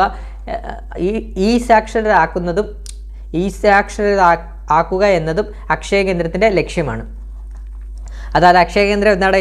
ഈ ഗവേൺസിലൂടെ ഗവൺമെൻറ് നൽകുന്ന സേവനങ്ങൾ ജനങ്ങൾക്ക് പ്രയോജനപ്പെടുത്തുന്നതിനായി രൂപം നൽകിയിട്ടുള്ള സംരംഭമാണ് ഈ അക്ഷയ കേന്ദ്രം എന്ന് പറയുന്നത്. അതുപോലെ തന്നെ ജനങ്ങളെ സാക്ഷരരാക്കുക എന്നതും അക്ഷയ കേന്ദ്രത്തിൻ്റെ ലക്ഷ്യമാണ്. അതുപോലെ തന്നെ സ്വകാര്യ പങ്കാളിത്ത private public partnership PPP model സ്വകാര്യ പൊതുപങ്കാളിത്ത മാതൃകയിലാണ് അക്ഷയ കേന്ദ്രങ്ങൾ പ്രവർത്തിക്കുന്നത്. അതുപോലെ തന്നെ അക്ഷയ സെൻറ്റർ പ്രവർത്തിക്കുന്ന പഞ്ചായത്തിലെ വ്യക്തികൾക്കാണ് മുൻഗണന. അപ്പം അക്ഷയ കേന്ദ്രങ്ങൾ പ്രവർത്തിക്കുന്ന പഞ്ചായത്തിലെ വ്യക്തികൾക്കാണ്. ഇപ്പോൾ എൻ്റെ പഞ്ചായത്തിൽ ഒരു അക്ഷയ കേന്ദ്രം ഉണ്ടെങ്കിൽ ആ അക്ഷയ കേന്ദ്രത്തിലെ മുൻഗണന കിട്ടുന്നത് എനിക്കായിരിക്കും. കാരണം എൻ്റെ പഞ്ചായത്തിലെ അക്ഷയ കേന്ദ്രമാണത്. അപ്പോൾ എനിക്ക് വന്ന് നിങ്ങളുടെ പഞ്ചായത്തിലെ അക്ഷയ കേന്ദ്രത്തിൽ പോയി കഴിഞ്ഞാൽ മുൻഗണന കിട്ടത്തില്ല. അപ്പം അവരവരുടെ പഞ്ചായത്തിലുള്ള അക്ഷയ കേന്ദ്രത്തിലായിരിക്കും, അക്ഷയ സെൻറ്ററിലായിരിക്കും അവരവർക്ക് മുൻഗണന വരുന്നത്. ക്ലിയർ ആയേ? അതുപോലെ തന്നെ ഉടമസ്ഥൻ്റെ വരുമാനം എന്നത് ഓരോ ഇടപാടിനും പൗരന്മാരിൽ നിന്ന് ഈടാക്കുന്നതോ അല്ലെങ്കിൽ സർക്കാരിൽ നിന്ന് ലഭിക്കുന്നതോ ആയ നാമമാത്രമായ സേവന വേതനം മാത്രമാണ്. അതായത് ഞാൻ കുറച്ച് പറഞ്ഞു സ്വകാര്യ പങ്കാളിത്തമാണ് മാതൃകയിലാണ്. അതായത് ഒരു പ്രൈവറ്റ് വ്യക്തിക്ക് അക്ഷയ കേന്ദ്രം തുടങ്ങാൻ സാധിക്കുന്നതാണ്. അയാൾക്ക് കിട്ടുന്ന വരുമാനം എന്ന് പറഞ്ഞാൽ ഉടമസ്ഥൻ്റെ വരുമാനം എന്ന് പറഞ്ഞാൽ അക്ഷയ കേന്ദ്രത്തിൻ്റെ ഉടമസ്ഥൻ്റെ വരുമാനം എന്ന് പറഞ്ഞാൽ ഓരോ ഇടപാടിനും പൗരന്മാരിൽ നിന്ന് ഈടാക്കുന്നത്. നമ്മളപ്പോൾ അക്ഷയ കേന്ദ്രത്തിൽ എന്തെങ്കിലും കാര്യത്തിന് ആവശ്യത്തിന് പോയി കഴിഞ്ഞാൽ നമ്മളൊരു പൈസ കൊടുക്കത്തില്ലേ? ആ പൈസ കൊടുക്കുന്ന പൈസ പൗരന്മാരിൽ നിന്നും ഈടാക്കുന്നതോ അല്ലെങ്കിൽ സർക്കാരിൽ നിന്ന് ലഭിക്കുന്നതോ ആയ നാമമാത്രമായ സേവന വേതനം മാത്രമാണ് ഈ ഉടമസ്ഥൻ്റെ വരുമാനമായിട്ട് വരുന്നത്. അതുപോലെ തന്നെ കേരളത്തിൽ അക്ഷയ സെൻറ്ററുകൾ പൊതുസേവന കേന്ദ്രങ്ങളായി പ്രവർത്തിക്കുന്നു. അപ്പോൾ കേരളത്തിൽ അക്ഷയ സെൻറ്ററുകൾ പൊതുസേവന കേന്ദ്രങ്ങളായി പ്രവർത്തിക്കുന്നു. അതുപോലെ തന്നെ കേരള സംസ്ഥാന വിവര സാങ്കേതിക വിദ്യ മിഷൻ്റെ KSITMൻ്റെ ഒരു അതിരടയാളം ലാൻഡ്മാർക്കായാണ് അക്ഷയ സെൻറ്റർ രൂപകൽപ്പന ചെയ്തിരിക്കുന്നത്. അപ്പോൾ എന്താണ് ഈ പോയിന്റ് ഓർത്തു വെച്ചോ? കേരള സംസ്ഥാന വിവര സാങ്കേതിക മിഷൻ്റെ KSITMൻ്റെ ഒരു അതിരടയാളം, അതായത് ലാൻഡ്മാർക്കായാണ് അക്ഷയ സെൻറ്റർ രൂപകൽപ്പന ചെയ്തിരിക്കുന്നത്. അപ്പോൾ കേരള സംസ്ഥാന വിവര സാങ്കേതിക വിദ്യാ മിഷൻ്റെ ലാൻഡ്മാർക്കായാണ് അക്ഷയ സെൻറ്റർ രൂപകൽപ്പന ചെയ്തിരിക്കുന്നത്. അതുപോലെ തന്നെ അടുത്തത് ICT ഇൻഫർമേഷൻ കമ്മ്യൂണിക്കേഷൻ ടെക്നോളജിയുടെ പ്രയോജനങ്ങൾ ഡിജിറ്റൽ വേർതിരിവില്ലാതെ സംസ്ഥാനത്തെ എല്ലാ ജനവിഭാഗങ്ങൾക്കും എത്തിക്കുക എന്നതാണ് ഉദ്ദേശം. അതുപോലെ തന്നെ ഗവേൺസിലും ICTയിലും തീരുമാനങ്ങൾ എടുക്കുന്നതിനുള്ള നോഡൽ ഡിപ്പാർട്ട്മെൻറ്റായിട്ടാണ് ഇലക്ട്രോണിക്സ് ആൻഡ് IT വകുപ്പ്. അത് ഇമ്പോർട്ടൻ്റ് ആണ്. അതായത് ഗവേൺസിലും ICTയിലും ഇൻഫർമേഷൻ കമ്മ്യൂണിക്കേഷൻ ടെക്നോളജിയിലും തീരുമാനങ്ങൾ എടുക്കുന്നതിനുള്ള നോഡൽ ഡിപ്പാർട്ട്മെൻറ്റ് ഏതാണ്? ഇലക്ട്രോണിക്സ് ആൻഡ് IT വകുപ്പാണ്. അതുപോലെ തന്നെ ഗ്രാൻസ്, ഫയലിംഗ്, ഡിസ്ട്രിക്റ്റ്, ടിക്കറ്റിംഗ് എന്നിവ ഇതിൻ്റെ സേവനങ്ങളിൽ ചിലതാണ്. അപ്പോൾ നമുക്ക് അക്ഷയ കേന്ദ്രത്തിൽ പോകുമ്പോൾ നമുക്ക് ഗ്രാൻറ്റിന് വേണ്ടിയൊക്കെ അപ്ലൈ ചെയ്യുക. അതുപോലെ തന്നെ ഫയലിംഗ് റവന്യൂ ഡിപ്പാർട്ട്മെൻറ്റിലോ വില്ലേജ് ഓഫീസിലൊക്കെ എന്തെങ്കിലും നമ്മൾ സർട്ടിഫിക്കറ്റിന് കൊണ്ട് കൊടുത്ത ആ സംഭവം. അതുപോലെ തന്നെ ഡിസ്ട്രിക്റ്റ്, ടിക്കറ്റിങ് എന്നിവയൊക്കെ ഇതിൻ്റെ സേവനങ്ങളാണ്. ഇത്രയുള്ള സേവനങ്ങൾക്കൊക്കെ വേണ്ടിയാണല്ലേ നമ്മൾ അക്ഷയയിൽ പോകുന്നത്. ക്ലിയർ ആയേ? അപ്പോൾ അക്ഷയയെ പറ്റി പറഞ്ഞത് എല്ലാവർക്കും മനസ്സിലായെന്ന് വിശ്വസിക്കുന്നു. അപ്പം നമുക്ക് അടുത്തത് പറയാൻ പോകുന്നത് ആധാറാണ്. നമ്മളെല്ലാവരും കയ്യിലുള്ളതാണ് ആധാർ. ആധാർ. അതായത് ആധാർ ഇല്ലാത്ത ഒരു മനുഷ്യനില്ല നമ്മുടെ ഇന്ത്യയിൽ. നമുക്ക് എല്ലാവരുടെയും കയ്യിലുള്ള ഒരു ആധാറിനെ കുറിച്ച് ഞാൻ ജസ്റ്റ് ഔട്ട്ലൈൻ പറഞ്ഞിട്ട് നമുക്ക് പോയിന്റ്സിലോട്ട് പോകാം. ആധാർ എല്ലാവർക്കും ഉള്ള കാര്യമാണ്. നമ്മളിപ്പോൾ ഏതൊരു കാര്യത്തിനായാലും എന്തിനു പോയാലും നമ്മളോട് പണ്ടൊക്കെ ആധാറാണ് ചോദിക്കുന്നത്. പണ്ടൊക്കെ ഇലക്ഷൻ ID കാർഡ് ചോദിക്കുവാനും അങ്ങനെയുള്ളതൊക്കെ ചോദിക്കുവാനും എല്ലാ കാര്യങ്ങളും ബന്ധിച്ചുള്ളൊരു കാർഡ് നമുക്കില്ലായിരുന്നു. ഇപ്പം നമുക്കെന്ന് പറഞ്ഞാൽ ആധാറുമായിട്ട് നമുക്ക് ഏതെല്ലാം നമ്മളൊരു ബാങ്ക് അക്കൗണ്ട് എടുക്കാൻ പോയാൽ അതിൽ ആധാർ വേണം, ഒരു സിം എടുക്കാൻ പോയാൽ അതിൽ ആധാർ വേണം, നമ്മൾ PSC രജിസ്റ്റർ ചെയ്യാൻ പോയാൽ അതിൽ ആധാർ വേണം. നമ്മൾ ചെയ്യുന്ന ദൈനംദിന എല്ലാ കാര്യത്തിലും ആധാറിൻ്റെ ആവശ്യമുണ്ട്. അപ്പോൾ ആധാർ എന്താണെന്ന് നമുക്ക് നോക്കാം. ആധാർ എന്ന് പറയുന്നത് 2010 സെപ്റ്റംബർ 29-ന് അന്നത്തെ പ്രധാനമന്ത്രിയായ മൻമോഹൻ സിംഗ് ആണ് ഈ പദ്ധതി ഉദ്ഘാടനം ചെയ്തത്. അപ്പം 2010 സെപ്റ്റംബർ 29-ന് അന്നത്തെ പ്രധാനമന്ത്രിയായിരുന്ന മൻമോഹൻ സിംഗ് ആണ് ഈ പദ്ധതി ഉദ്ഘാടനം ചെയ്തത്. അത് എവിടെ വെച്ചാണ് ഉദ്ഘാടനം ചെയ്തത്? മഹാരാഷ്ട്രയിലെ നന്ദർബാറിലെ തേംപാലി പട്ടികവർഗ ഗ്രാമത്തിൽ. അപ്പം മഹാരാഷ്ട്രയിലെ നന്ദർബാറിലെ തേംപാലി പട്ടികവർഗ ഗ്രാമത്തിലാണ് ആധാർ വിതരണത്തിൻ്റെ ഉദ്ഘാടനം നടന്നത്. അതുപോലെ തന്നെ 2011 ഫെബ്രുവരി 24 ആധാർ പദ്ധതിയുടെ കേരളത്തിലെ ഉദ്ഘാടനം അന്നത്തെ മുഖ്യമന്ത്രിയായിരുന്ന VS അച്യുതാനന്ദൻ നിർവഹിച്ചു. അപ്പോൾ ഇത്ര ഓർത്ത് വെച്ചോ. 2010 സെപ്റ്റംബർ 29-ന് അന്നത്തെ പ്രധാനമന്ത്രിയായ മൻമോഹൻ സിംഗ് ആണ് ഉദ്ഘാടനം ചെയ്തത്. അതുപോലെ തന്നെ എവിടെ വെച്ചാണ് ആദ്യത്തെ ആധാർ വിതരണം നടന്നത്? മഹാരാഷ്ട്രയിലെ നന്ദർബാറിലെ തേംപാലി പട്ടികവർഗ ഗ്രാമത്തിലാണ് ആദ്യത്തെ ആധാർ വിതരണ ഉദ്ഘാടനം നടന്നത്. അതുപോലെ തന്നെ നമ്മുടെ കേരളത്തിലെ 2011 ഫെബ്രുവരി 24-ന് ആധാർ പദ്ധതിയുടെ കേരളത്തിലെ ഉദ്ഘാടനം അന്നത്തെ മുഖ്യമന്ത്രിയായിരുന്ന ശ്രീ VS അച്യുതാനന്ദൻ നിർവഹിച്ചു. അതുപോലെ തന്നെ ഭാരത സർക്കാരിൻ്റെ കീഴിലുള്ള unique identity authority of India, അതായത് UDAIയുടെ ഈ ഭരണ സംവിധാനത്തിൻ്റെ ഭാഗമായി പൗരന്മാർക്ക് നൽകുന്ന 12 അക്ക വ്യക്തിഗത സംഖ്യയാണ്. നമ്മുടെ ആധാർ നമ്പർ എന്ന് പറയുന്നത് ഇന്ത്യയിൽ ഒരാൾക്ക് ഒരു ആധാർ നമ്പറേ കാണത്തുള്ളൂ. അത് 12 അക്കമാണ്. അതിന് പറയുന്നതാണ് യൂണിക് ഐഡൻറ്റിഫിക്കേഷൻ അതോറിറ്റി ഓഫ് ഇന്ത്യയുടെ വ്യക്തി. അപ്പോൾ അതാരാണ് ആ നമ്പർ നൽകുന്നത്? Unique identification authority of India. മറക്കല്ലേ, UIDAI ചോദിക്കാം, പരീക്ഷയ്ക്ക് ചോദിക്കാവേ. നൽകുന്ന 12 വ്യക്തിഗത തിരിച്ചറിയൽ സംഖ്യയാണ്. അപ്പോൾ എത്ര നമ്പറാണ് ആധാറിൽ ഉള്ളതെന്നൊക്കെ പരീക്ഷയ്ക്ക് ചോദിക്കാൻ ചാൻസ് കൂടുതലാണ്. അപ്പോൾ ഓർത്ത് വെച്ചാൽ 12 അക്ക വ്യക്തിഗത തിരിച്ചറിയൽ സംഖ്യയാണ്. അത് ഇന്ത്യയിൽ എവിടെയും ഒരു തിരിച്ചറിയൽ രേഖയായും മേൽവിലാസത്തിൻ്റെ തെളിവായും ഇത് ഉപയോഗിക്കാം. ഞാൻ കുറച്ച് മുമ്പ് പറഞ്ഞിരുന്നു, നമുക്ക് ഇന്ത്യയിൽ എവിടെയും ഒരു തിരിച്ചറിയൽ രേഖയായും മേൽവിലാസത്തിൻ്റെ തെളിവ് രേഖയായും ഇത് ഉപയോഗിക്കാം.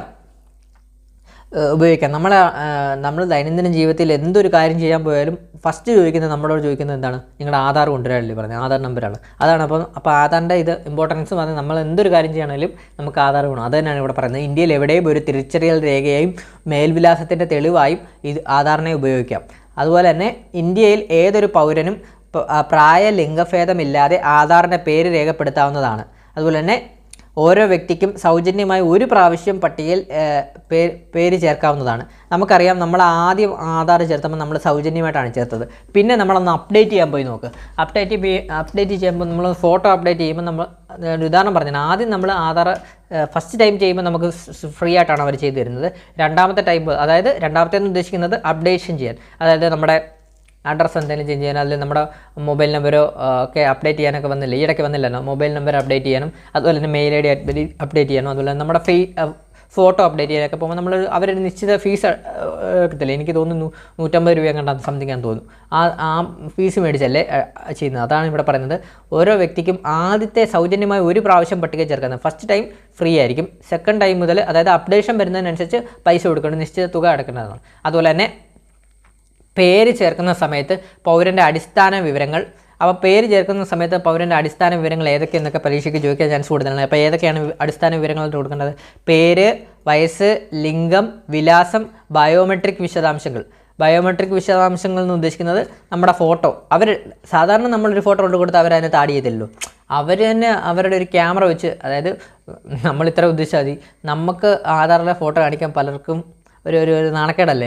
അത് വെച്ചാൽ അവരെടുക്കുമ്പോൾ അവരുടെ ക്യാമറ വെച്ചെടുക്കുമ്പോൾ ഒരു വല്ലാത്ത രീതിയിലാണ് വരുന്നത്. ശരിക്കുമുള്ള നമ്മുടെ ഫേസ് അല്ല അതിനകത്ത് വരുന്നത്, ഒരു വൾഗർ പോലത്തെ ആ ഒരു ഇതാണ്. അവരാണ് ഫോട്ടോ എടുക്കുന്നത്. അത് തന്നെയാണ് ഇവിടെ ഉദ്ദേശിക്കുന്നത്. ബയോമെട്രിക് വിശദാംശങ്ങൾ ഉദ്ദേശിക്കുന്നത് ഫോട്ടോ, 10 വിരലിൻ്റെയും 2 കൃഷ്ണമണികളുടെയും അടയാളം. അപ്പം നമ്മുടെ 10 വിരലും ആധാർ അപ്ഡേറ്റ് ചെയ്യുമ്പോൾ നമ്മളെ കൊണ്ട് പതിപ്പിക്കും. അതാണ് 10 വിരലിൻ്റെയും അതുപോലെ തന്നെ 2 കൃഷ്ണമണികളുടെയും അടയാളം അവർ ബയോമെട്രിക് വിശദാംശങ്ങളായിട്ട് അവർ എടുക്കുന്നുണ്ട്. എന്നിവ കൃത്യമായി രേഖപ്പെടുത്തുന്നതാണ് എന്നാണ് ആധാറിൽ പറയുന്നത്. അപ്പോൾ ആധാറുമായിട്ട് നമുക്ക് ഇത്രയുമാണ് പഠിക്കേണ്ടതായിട്ടുള്ള ഈ ഭരണത്തിൽ പഠിക്കേണ്ടതായിട്ടുള്ള വിവരങ്ങൾ. അപ്പോൾ എല്ലാവർക്കും മനസ്സിലായെന്ന് വിശ്വസിക്കുന്നു. നമുക്ക് അടുത്ത പോയിന്റിലോട്ട് പോകാം. ചാനൽ ക്ലാസ് കണ്ടുകൊണ്ടിരിക്കുന്ന കൂട്ടുകാരുണ്ടെങ്കിൽ മാക്സിമം ഒന്ന് ലൈക്ക് ചെയ്യണേ. ലൈക്ക് ചെയ്ത് നിങ്ങളൊന്ന് സപ്പോർട്ട് ചെയ്യണം. അതുപോലെ തന്നെ ആദ്യമായിട്ട് കണ്ടുകൊണ്ടിരിക്കുന്ന കൂട്ടുകാരുണ്ടെങ്കിൽ ഒന്ന് സബ്സ്ക്രൈബ് ചെയ്യണേ. അപ്പോൾ അടുത്ത് നമ്മൾ ഈ ഭരണത്തിൻ്റെ പ്രയോജനങ്ങൾ എന്ന് പറഞ്ഞാൽ ബെനിഫിറ്റ്സ് ഓഫ് ഇ ഗവേൺസ്. അപ്പോൾ ഈ ഭരണത്തിൻ്റെ പ്രയോജനങ്ങൾ എന്തൊക്കെയാണെന്ന് നോക്കാം. ഈ ഭരണം പ്രയോഗത്തിൽ വരുന്നത് കൊണ്ട് ധാരാളം മേന്മകളുണ്ട്. സർക്കാരിൻ്റെ പ്രവർത്തനങ്ങളെപ്പറ്റിയും സർക്കാർ നടപ്പിൽ വരുത്താൻ ഉദ്ദേശിക്കുന്ന നയപരിപാടികളെക്കുറിച്ചുമുള്ള അവബോധം ജനങ്ങളിൽ സൃഷ്ടിച്ചെടുക്കുവാൻ ഈ ഭരണത്തിന് കഴിയുന്നു. ഞാൻ കുറച്ചു മുമ്പേ പറഞ്ഞു, ഞാൻ ക്ലാസ്സിന് തുടക്കത്തിൽ പറഞ്ഞു, ഈ ഭരണം നമുക്ക് കുറച്ച് അപ്ഡേഷൻ തരുന്നുണ്ട്. അതായത് സർക്കാർ എന്തൊരു കാര്യം എടുത്താലും നമുക്ക് അന്നേരം തന്നെ അറിയാനും സർക്കാരിൻ്റെ പ്രവർത്തനങ്ങളെപ്പറ്റി അറിയാനും സർക്കാർ നടപ്പിൽ വരുത്താൻ ഉദ്ദേശിക്കുന്ന നയപരിപാടികളെക്കുറിച്ച് അറിയാനുമുള്ള അവബോധം നമ്മൾ ജനങ്ങളിൽ സൃഷ്ടിച്ചെടുക്കാൻ ഈ ഭരണത്തിന് പെട്ടെന്ന് തന്നെ സാധിക്കുന്നു എന്നാണ് അവിടെ വരുന്നത്. പെട്ടെന്ന് സാധിക്കുന്നു. അതുപോലെ തന്നെ ഈ ഭരണം സർക്കാർ സർവീസുകളിൽ കമ്പ്യൂട്ടർവൽക്കരണം സാധ്യമാക്കുന്നു. ജനക്ഷേമ പ്രവർത്തനങ്ങളുമായി ബന്ധപ്പെട്ട വിവരങ്ങൾ എളുപ്പത്തിൽ ജനങ്ങളിലേക്ക് എത്തിച്ചേരുന്നു എന്ന് ഉറപ്പുവരുത്തുന്നു. അപ്പം ഈ ഭരണം മൂലമാണ് നമ്മുടെ സർക്കാർ സർവീസുകളെല്ലാം പണ്ടെല്ലാം ഫയലുകൾ എഴുതിയല്ലേ ഓരോ സർക്കാർ ഉദ്യോഗസ്ഥരും നടന്നുകൊണ്ടിരുന്നത്. ഇപ്പോൾ അങ്ങനെയാണോ? ഇപ്പോൾ എല്ലാം കമ്പ്യൂട്ടർവൽക്കരണമാണ്. ഏത് ഡിപ്പാർട്ട്മെൻറ്റ് പോയാലും നിങ്ങൾ ശ്രദ്ധിച്ചാൽ മതി, അവരുടെ ലാറ്റേഴ്സ് എല്ലാം നമ്മൾ കമ്പ്യൂട്ടറിലാണ് അവർ ചെയ്യുന്നത്. കമ്പ്യൂട്ടർവൽക്കരണം അതുകൊണ്ട് ഈ ഭരണം വന്നതുകൊണ്ട് കമ്പ്യൂട്ടർവൽക്കരണം സാധ്യമാകുന്നു. അതുപോലെ തന്നെ ജനക്ഷേമ പ്രവർത്തനങ്ങളുമായി ബന്ധപ്പെട്ട വിവരങ്ങൾ എളുപ്പത്തിൽ നമുക്ക് ജനങ്ങളിലേക്ക് എത്തിച്ചേരുന്നു എന്ന് ഉറപ്പുവരുത്തുന്നു. ക്ലിയറായി? ഈ ഭരണം സർക്കാരിൻ്റെ എല്ലാ തലങ്ങളിലും പൗരന്മാരുടെ ഇടപെടലുകൾ ഉറപ്പുവരുത്തിക്കൊണ്ട് ജനാധിപത്യം ശക്തിപ്പെടുത്തും. അപ്പോൾ ഈ ഭരണം കൊണ്ടുള്ള അടുത്ത ഉപയോഗം എന്താണ്? ഈ ഭരണം സർക്കാരിൻ്റെ എല്ലാ തലങ്ങളിലും പൗരന്മാരുടെ ഇടപെടലുകൾ ഉറപ്പുവരുത്തിക്കൊണ്ട് ജനാധിപത്യം ശക്തിപ്പെടുത്തുന്നു. അതുപോലെ തന്നെ ഇത് സർക്കാർ പ്രവർത്തനങ്ങളിൽ കൂടുതൽ സുതാര്യമാക്കുകയും അഴിമതി തടയാൻ സഹായിക്കുകയും ചെയ്യുന്നു. അപ്പോൾ ഈ ഭരണം വന്നതുകൊണ്ട് കൂടുതൽ സുതാര്യമാക്കാൻ സാധിക്കും. അതുപോലെ തന്നെ അഴിമതി തടയാൻ സഹായിക്കുകയും ചെയ്യുന്നു എന്നാണ് പറയുന്നത്. അതുപോലെ തന്നെ സൂക്ഷ്മമായി നിരീക്ഷിക്കപ്പെടുന്നു എന്ന ബോധ്യമുള്ളതിനായി എല്ലാ സർക്കാർ വകുപ്പുകളുടെയും പ്രവർത്തനങ്ങൾ കാര്യക്ഷമവും ഉത്തരവാദിത്വപൂർണ്ണവും ഉള്ളതാക്കുന്നു. അപ്പം ഈ ഭരണം വന്നതുകൊണ്ട് നമുക്ക് നമ്മളെ കൊടുക്കുന്ന അപേക്ഷകളുമൊക്കെ എന്തായി, അതിൻ്റെ അപ്ഡേറ്റ്സ് എന്തായി, അതിൻ്റെ പ്രോസസ്സ് എന്തായി എന്നൊക്കെ നമുക്ക് അറിയാൻ സാധിക്കുന്നതുകൊണ്ട് എല്ലാ വകുപ്പുകളുടെ പ്രവർത്തനങ്ങളും കാര്യക്ഷമവും ഉത്തരവാദിത്തപൂർണ്ണവും ആവുന്നു എന്നതാണ് പറയുന്നത്. അതുപോലെ തന്നെ ഈ ഭരണം കാര്യക്ഷമമായ പ്രയോഗത്തിൽ വരുന്നതിലൂടെ പൊതുജനത്തിന് നിരന്തരമായ കാര്യാലയങ്ങൾ സന്ദർശിക്കേണ്ട അവസ്ഥ ഒഴിവാക്കുന്നു. ഇത് സമയവും സമ്പത്തും ലാഭിക്കുന്നു. അത് ഞാൻ കുറച്ച് മുമ്പ് പറഞ്ഞിരുന്നു. നമ്മൾ പണ്ടൊക്കെ ആണെങ്കിൽ നമ്മളൊരു അപേക്ഷ കൊടുത്തു കഴിഞ്ഞാൽ കയറി ഇറങ്ങി ഒരു ഓഫീസിൽ കയറി ഇറങ്ങിയാണ് അത് ഒന്ന് ഇത് പാസ്സായി കിട്ടുന്നത് തന്നെ, അല്ലെങ്കിൽ നമ്മൾ കൊടുക്കുന്ന അപേക്ഷ ഒന്ന് റെഡിയാക്കി കിട്ടുന്നത് തന്നെ. ഇന്ന് ഈ ഭരണം വന്നതുകൊണ്ട് തന്നെ നമുക്ക് ഒരു വട്ടം പോയാൽ മതി. അതായത് അപ്ഡേറ്റ് ചെയ്താൽ മതി. ഒരു അപേക്ഷ കൊടുത്തു, ഓൺലൈൻ ത്രൂ ഒരു അപേക്ഷ കൊടുത്തു കഴിഞ്ഞാൽ അപേക്ഷ കൊടുത്തു കഴിഞ്ഞാൽ പിന്നെ അവർ എന്നാണ് നമ്മൾ ഹാജരാവേണ്ടതെന്നുള്ള മെസ്സേജ് വരും, മെസ്സേജ് വരും മൊബൈലിൽ വരും. ആ സമയത്ത് നമ്മൾ പോയി അത് രസീതാണെങ്കിലും എന്താണെങ്കിലും പോയി കൈപ്പറ്റാവുന്നതാണ്. ഇതുകൊണ്ട് നമുക്ക് എന്താണ് ഉപയോഗം വരുന്നത്? ഇതുകൊണ്ട് നമുക്ക് സമയം ലാഭിക്കാം, അതുപോലെ തന്നെ നമ്മുടെ സമ്പത്തും ലാഭിക്കാൻ സാധിക്കുന്നു. അപ്പോൾ ഈ ഭരണത്തിൻ്റെ പ്രയോജനങ്ങളാണ് ഇത്രയും വരുന്നത്. മാക്സിമം ഇതെല്ലാവരും ഒന്ന് പഠിച്ചു വെക്കുക. ജസ്റ്റ് ഒന്ന് വായിച്ചാൽ തന്നെ എല്ലാവർക്കും മനസ്സിലാവുന്ന കാര്യങ്ങളാണ് ഈ ഭരണത്തിൻ്റെ പ്രയോജനങ്ങൾ. പരീക്ഷയ്ക്ക് ചോദിക്കാൻ വളരെയധികം ചാൻസ് കൂടുതലാണ്. അടുത്തത് ഈ ഭരണത്തിൻ്റെ പ്രയോജനങ്ങളെക്കുറിച്ച് നമ്മൾ പഠിച്ചു. ഇനി നമ്മൾ പഠിക്കാൻ പോകുന്നത് ഈ ഭരണത്തിൻ്റെ വെല്ലുവിളികളാണ്. അപ്പോൾ അതുകൂടെ നമുക്ക് പഠിക്കണം. പരീക്ഷയ്ക്ക് ചോദിക്കാൻ ചാൻസ് കൂടുതലാണ്. ഈ ഭരണത്തിൻ്റെ പ്രയോജനങ്ങൾ, ഈ ഭരണത്തിൻ്റെ വെല്ലുവിളികൾ. അപ്പോൾ ഈ ഭരണത്തിൻ്റെ വെല്ലുവിളികൾ എന്തൊക്കെയാണെന്ന് നമുക്ക് നോക്കാം. ഈ ഭരണത്തിന് ഒരുപാട് മേന്മകൾ ഉണ്ടെങ്കിലും ചില വെല്ലുവിളികൾ ഇതിന് അഭിമുഖീകരിക്കേണ്ട വരുത്തുന്നു. അതായത് ഈ ഭരണത്തിന് ഒരുപാട് മേന്മകൾ നമ്മൾ കുറച്ച് മുകളിൽ പഠിച്ചതാണ് ഉണ്ടെങ്കിലും ചില വെല്ലുവിളികൾ ഇത് അഭിമുഖീകരിക്കേണ്ടി വരുത്തുന്നു എന്നാണ് പറയുന്നത്. അതായത് ഈ ഭരണം പ്രയോഗത്തിൽ വരുത്തുമ്പോൾ അഭിമുഖീകരിക്കേണ്ടി വരുന്ന ചില വെല്ലുവിളികൾ എന്തൊക്കെയാണ് എന്ന് നോക്കാം. അത് കുറച്ച് വെല്ലുവിളികൾ വരുന്നുണ്ട് ഈ ഭരണത്തിൻ്റെ കീഴിൽ. അതായത് ചില ഡിജിറ്റൽ വിഭജനം മൂലം ഈ ഭരണ സേവനം കൃത്യമായി ഉപയോഗപ്പെടുത്തുന്നതിന് ചില തടസ്സങ്ങൾ നേരിടുന്നു. അതായത് വിദൂര സ്ഥലങ്ങളിൽ ജീവിക്കുന്ന കമ്പ്യൂട്ടർ സാക്ഷരത കുറഞ്ഞ ആളുകൾക്ക് ഈ ഭരണ സേവനങ്ങൾ പ്രയോജനപ്പെടുത്തുന്നതിന് ബുദ്ധിമുട്ടുകൾ നേരിടുന്നു. അതായത് ഞാൻ പറയാം, അതായത് വിദൂര സ്ഥലങ്ങളിൽ ജീവിക്കുന്ന കമ്പ്യൂട്ടർ സാക്ഷരത കുറഞ്ഞ ആളുകൾക്ക് ഈ ഭരണ സേവനങ്ങൾ പ്രയോജനപ്പെടുത്തുന്നതിന് ബുദ്ധിമുട്ടുകൾ നേരിടുന്നു. അത് ഇത്രയേ ഉള്ളൂ.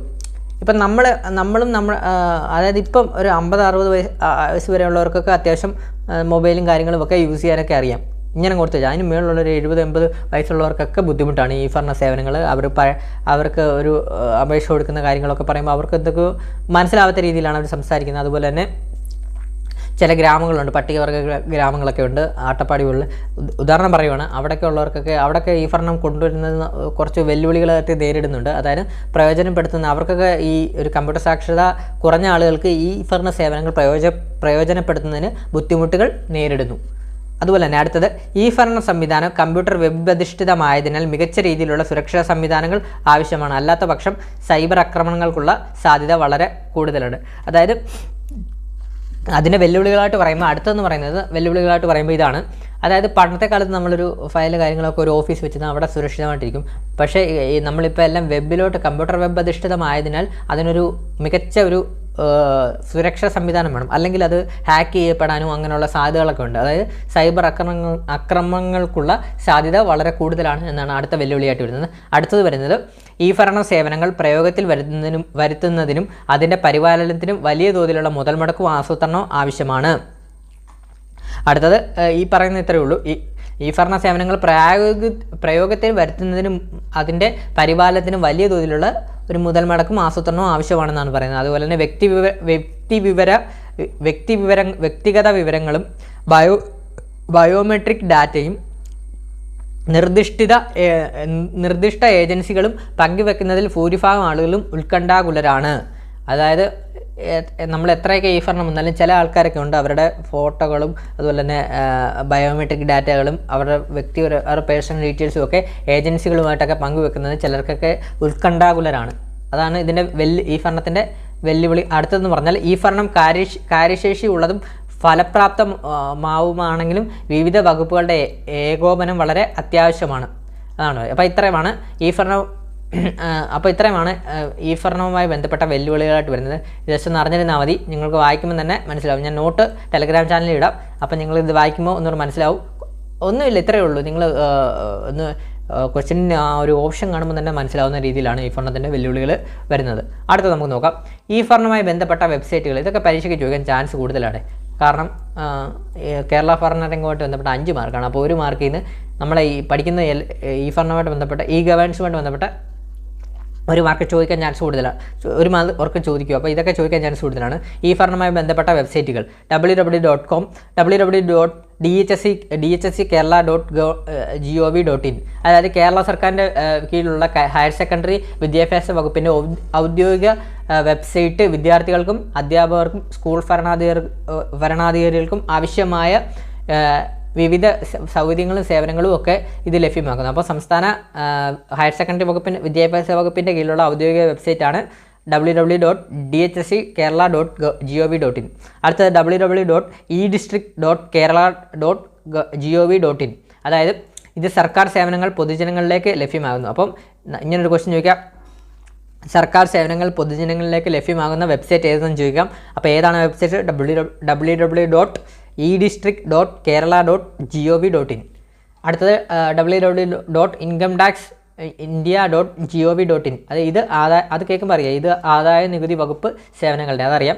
അതുപോലെ തന്നെ kerala.mvd.gov.in, അത് മോട്ടോർ വെഹിക്കിൾ ഡിപ്പാർട്ട്മെൻറ്റുമായിട്ട് ബന്ധപ്പെട്ടാണ്. നമ്മൾ ലൈസൻസും കാര്യങ്ങളും അതുപോലെ തന്നെ മോട്ടോർ വെഹിക്കിളുമായിട്ട് ബന്ധപ്പെട്ട കാര്യങ്ങളൊക്കെ ഇതിനകത്താണ് വരുന്നത്. അതുപോലെ തന്നെ www.rti.gov.in, വിവരാവകാശ അപേക്ഷകളും വിവരാവകാശത്തിന് കാര്യങ്ങളുമായിട്ട് ബന്ധപ്പെട്ട വെബ്സൈറ്റാണ് RTI, right to information act. അതാണ് ഉദ്ദേശിക്കുന്നത്. അടുത്തത് www.itmission.gov.in, അതായത് കേരള സർക്കാരിൻ്റെ ഈ വെബ്സൈറ്റ് വിവിധ IT സംരംഭങ്ങൾക്ക് ഉള്ള പിന്തുണ നൽകുന്നു. അപ്പം IT സംരംഭങ്ങൾക്കുള്ള ഭരണപരമായ പിന്തുണ നൽകുന്ന വെബ്സൈറ്റ് ഏതാണ്? www.itmission.gov.in.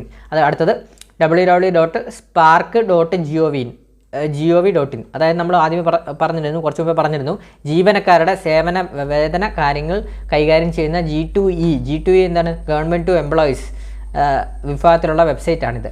ഗവൺമെൻറ് ടു എംപ്ലോയീസ് വിഭാഗത്തിലുള്ള വെബ്സൈറ്റാണ് www.spark.gov.in. നമ്മൾ നാളെ ഒരു ഉദ്യോഗസ്ഥനാകുമ്പോൾ ഈ വെബ്സൈറ്റിനെ കുറിച്ച് നമുക്ക് കൂടുതലായിട്ട് അറിയേണ്ടി വരും. അത്രയും നമ്മൾ പറയുന്നേ ഉള്ളൂ. അടുത്തത്, സുതാര്യവും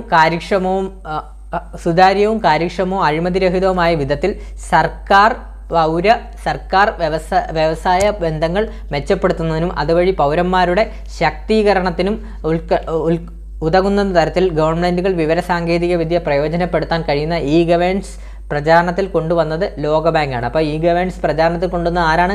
ലോകബാങ്കാണ് കൊണ്ടുവന്നത്. അതൊന്ന് ജസ്റ്റ് ഒന്ന് അറിഞ്ഞാൽ മതിയെ. ഇനി നമ്മൾ പഠിക്കാൻ പോകുന്നത് നമ്മുടെ കേരളത്തെക്കുറിച്ചാണ്. കേരളം നമുക്കറിയാം, കേരളം നമ്മൾ എത്രയോ വട്ടം പഠിച്ചിട്ടുള്ളതാണ്. കേരളം ഒരു സമ്പൂർണ്ണ ഡിജിറ്റൽ സംസ്ഥാനമാണ്. അതുപോലെ തന്നെ നമ്മുടെ കേരളമാണ് ഇന്ത്യയിലെ ആദ്യത്തെ സമ്പൂർണ്ണ ഡിജിറ്റൽ സംസ്ഥാനം. നമ്മുടെ കേരളം തന്നെയാണ്, നമുക്ക് അഭിമാനിക്കാം. അതുപോലെ തന്നെ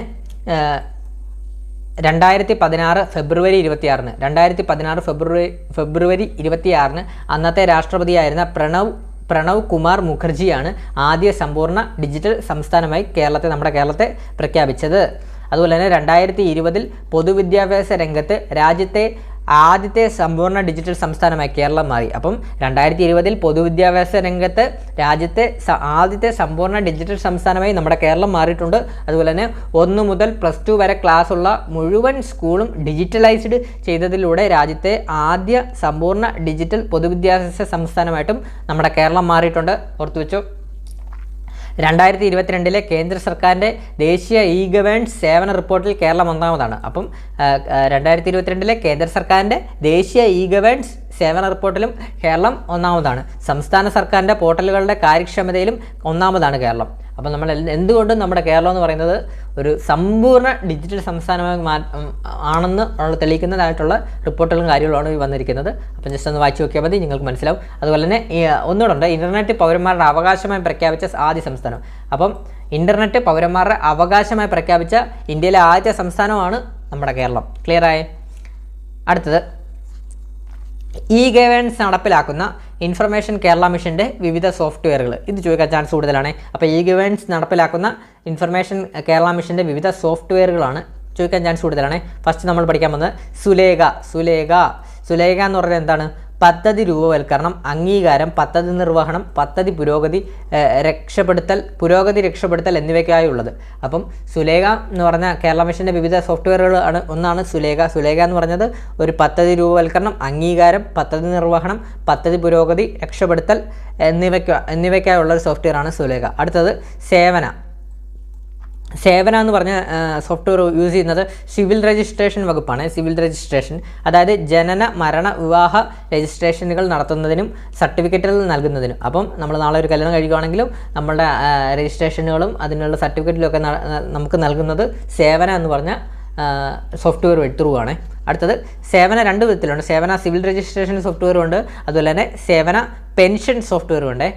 സേവന പെൻഷൻ അതായത് സാമൂഹിക സുരക്ഷാ പെൻഷനുകൾ, വിവിധ സാമൂഹിക സുരക്ഷാ പദ്ധതികൾ എന്നിവ വഴി അവശ്യ വിഭാഗത്തിന് സഹായം എത്തിക്കുന്ന സുതാര്യവും കാര്യക്ഷമവുമായ സംവിധാനം.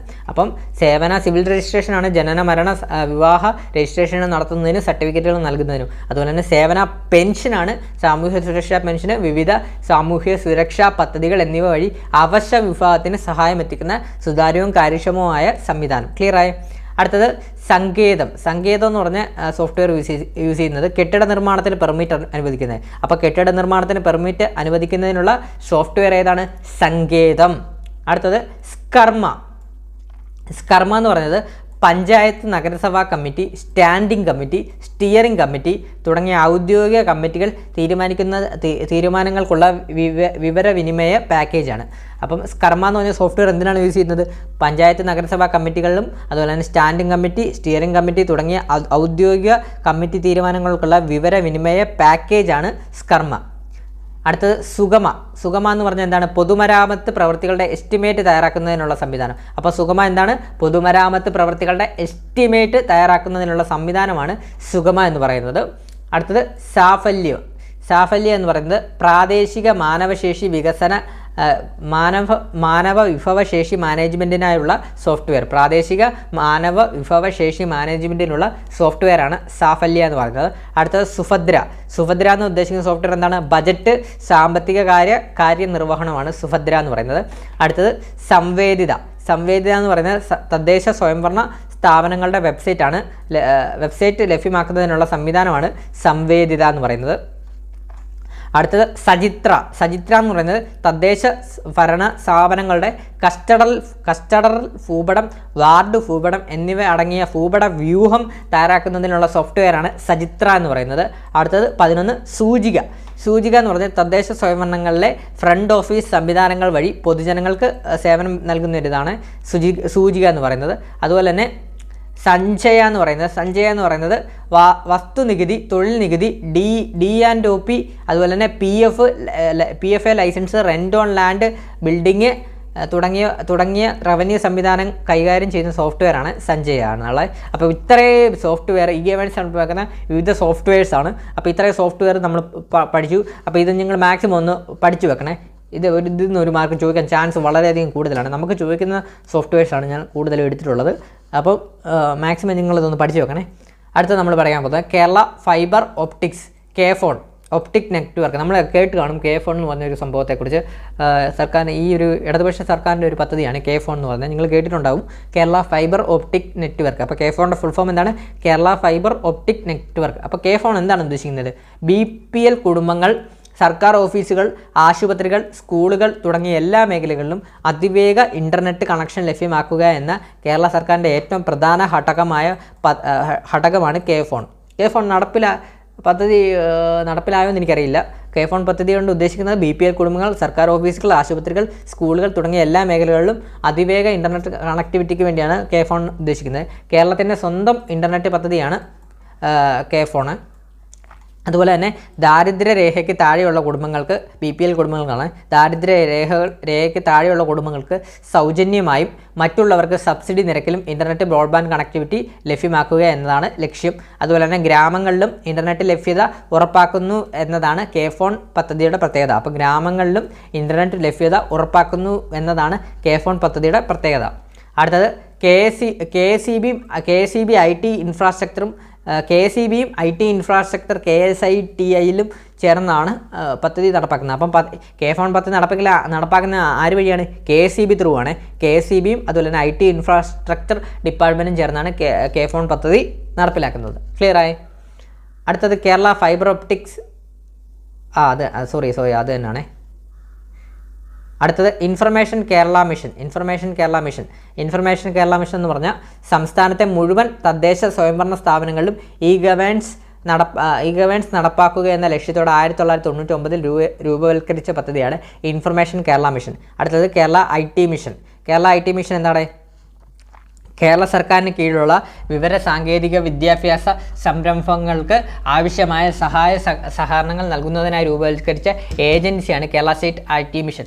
നിലവിൽ വന്നത് 1999 IT മേഖലയ്ക്ക് ആവശ്യമായ അടിസ്ഥാന സൗകര്യങ്ങൾ, ഗവേൺസ്, IT സേവനങ്ങൾ എന്നിവ ശക്തിപ്പെടുത്തുന്നതിന് വേണ്ടി ഇത് പ്രവർത്തിക്കുന്നു. അതുപോലെ തന്നെ കേരള സ്റ്റേറ്റ് IT മിഷനും ഇൻഫർമേഷൻ കേരള മിഷനും വന്നതോടുകൂടിയാണ് ഗവേൺസിൻ്റെ യുഗം കേരളത്തിൽ ആരംഭിച്ചത്. അപ്പോൾ ഗവേൺസിൻ്റെ യുഗം കേരളത്തിൽ ആരംഭിച്ചത് ആരൊക്കെ വന്നതോടുകൂടിയാണ്? കേരള സ്റ്റേറ്റ് IT മിഷനും അതുപോലെ തന്നെ ഇൻഫർമേഷൻ കേരള മിഷനും വന്നതോടുകൂടിയാണ് ഗവേൺസിൻ്റെ യുഗം കേരളത്തിൽ ആരംഭിച്ചത്.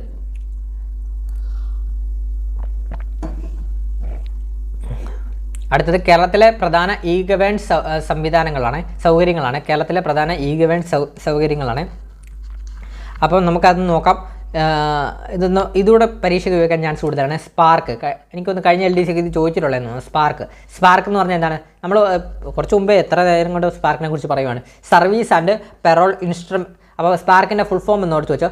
Service and payroll administrative repository for Kerala എന്നതാണ് സ്പാർക്കിൻ്റെ പൂർണ്ണ രൂപം. അതായത് സ്പാർക്ക് എന്ന് പറയുന്നത് ഗവൺമെൻറ് ഉദ്യോഗസ്ഥരുടെ സേവനങ്ങളിൽ ഉയർന്ന സുതാര്യത ഉറപ്പുവരുത്തുന്നതിനും അവരുടെ ഔദ്യോഗിക ജീവിതവുമായി ബന്ധപ്പെട്ട കാര്യങ്ങൾ സമഗ്രമായി ശേഖരിക്കുന്നതിനും ശമ്പള വിതരണത്തിനുമായി നടപ്പാക്കിയിട്ടുള്ള ഓൺലൈൻ സേവന സംവിധാനമാണ് സ്പാർക്ക്, നമുക്കറിയാം. അതുപോലെ തന്നെ കേരള സ്റ്റേറ്റ് IT മിഷനാണ് സ്പാർക്ക് തയ്യാറാക്കിയിട്ടുള്ളത്. അപ്പോൾ സ്പാർക്കിനെ കുറിച്ച് നമുക്ക് കൂടുതൽ പറയേണ്ട ആവശ്യമില്ല. നമ്മൾ കുറച്ച് മുമ്പേ പറഞ്ഞതാണ്. സ്പാർക്ക് എന്താണെന്ന് നമുക്ക് മനസ്സിലാക്കി. സംസ്ഥാന ജീവനക്കാരൻ നാളെ നമ്മൾ ജോലി കയറുമ്പോഴും നമ്മുടെ ശമ്പളം അതുപോലെ നമ്മുടെ ഔദ്യോഗിക ജീവിതവുമായി ബന്ധപ്പെട്ട കാര്യങ്ങളെല്ലാം സമഗ്രമായി ശേഖരിക്കുന്നതിനും ശമ്പള വിതരണത്തിനുമൊക്കെ വേണ്ടിയുള്ള നടപ്പാക്കിയിട്ടുള്ള ഓൺലൈൻ സംവിധാനമാണ് സ്പാർക്ക്. അടുത്തത് ഇ-സഞ്ജീവനി എന്ന് പറഞ്ഞാൽ എന്താണ്? കോവിഡ് വ്യാപനത്തെ തുടർന്ന് 2020 ജൂൺ 10 ആരംഭിച്ച ഓൺലൈൻ ടെലിമെഡിസിൻ സംവിധാനമാണ് ഇ സഞ്ജീവനി. 2020 ജൂൺ 10 അപ്പം കോവിഡ് വ്യാപനത്തെ തുടർന്നാണ് ആരംഭിച്ച ഓൺലൈൻ ടെലിമെഡിസിൻ സംവിധാനമാണ് ഇ സഞ്ജീവനി. അത് ഇ സഞ്ജീവനി കൊണ്ട് ആശുപത്രി സന്ദർശനങ്ങൾ ഒഴിവാക്കി രോഗിക്ക് ഓൺലൈൻ വഴി സൗകര്യമുള്ള സ്ഥലത്ത് നിന്ന് ചികിത്സ നേടാം. പൂർണ്ണമായും സൗജന്യമായ ചികിത്സയാണ് നൽകുന്നത്. ഇതൊക്കെ ഇമ്പോർട്ടൻ്റ് ആണ്, പരീക്ഷയ്ക്ക് ചോദിക്കാൻ ചാൻസ് കൂടുതലാണ്. ഡോക്ടർ നൽകുന്ന കുറിപ്പടികൾ തൊട്ടടുത്തുള്ള സർക്കാർ ആശുപത്രികൾ കാണിച്ചാൽ ഈ മരുന്നുകൾ ലഭിക്കുന്നതാണ്. അപ്പോൾ ഇത്രയും ഓർത്ത് വെച്ചാൽ ആശുപത്രി സന്ദർശനങ്ങൾ ഒഴിവാക്കി രോഗിക്ക് ഓൺലൈൻ വഴി സൗകര്യമുള്ള സ്ഥലത്തിരുന്ന് ചികിത്സ നേടാം. പൂർണ്ണമായി സൗജന്യ ചികിത്സയാണ് ഈ സഞ്ജീവനി വഴി ഉദ്ദേശിക്കുന്നത്. ഓൺലൈൻ ടെലിമെഡിസിൻ സംവിധാനമാണ് ഈ സഞ്ജീവനി. അടുത്തത് ഇ ഹെൽത്ത്. തിരിഞ്ഞുപോലെ ഇ ഹെൽത്ത് എന്ന് പറഞ്ഞാൽ സർക്കാർ ആശുപത്രികളിലെ എല്ലാ പ്രവർത്തനങ്ങളും ആധുനിക വിവര സാങ്കേതിക വിദ്യ പ്രയോജനപ്പെടുത്തിക്കൊണ്ട് പരസ്പരം ബന്ധിപ്പിക്കുന്ന പദ്ധതിയാണ് ഇ ഹെൽത്ത് എന്ന് പറയുന്നത്. അതായത് ആരോഗ്യ സേവനങ്ങൾ കാര്യക്ഷമമായ രീതിയിൽ പ്രദാനം ചെയ്യുന്നതിന് ആരോഗ്യ സംരക്ഷണ വിവരങ്ങളുടെ ഒരു കേന്ദ്രീകൃത ഡാറ്റാബേസ് സൃഷ്ടിക്കുകയാണ് ഈ ഹെൽത്ത് വഴി ഉദ്ദേശിക്കുന്നത്. അതുപോലെ തന്നെ പ്രാഥമിക, ദ്വിതീയ, തൃതീയ ശ്രേണിയിലുള്ള ആരോഗ്യ പരിപാലന കേന്ദ്രങ്ങളുമായി ബന്ധപ്പെട്ട് പ്രവർത്തിക്കുന്ന ഡോക്ടർമാർ, പാരാമെഡിക്കുകൾ, മറ്റ് അനുബന്ധ ഉദ്യോഗസ്ഥർ തുടങ്ങിയ ആരോഗ്യ പ്രവർത്തകർക്ക് സഹായകരമാവുന്ന വിവരങ്ങളും ഈ ഹെൽത്ത് പ്രദാനം ചെയ്യുന്നു. അടുത്ത നമുക്ക് നോക്കാം ഫ്രണ്ട്സ് ജനസേവാ കേന്ദ്രം. ഫ്രണ്ട്സ് ജനസേവാ കേന്ദ്രം എന്താണ്?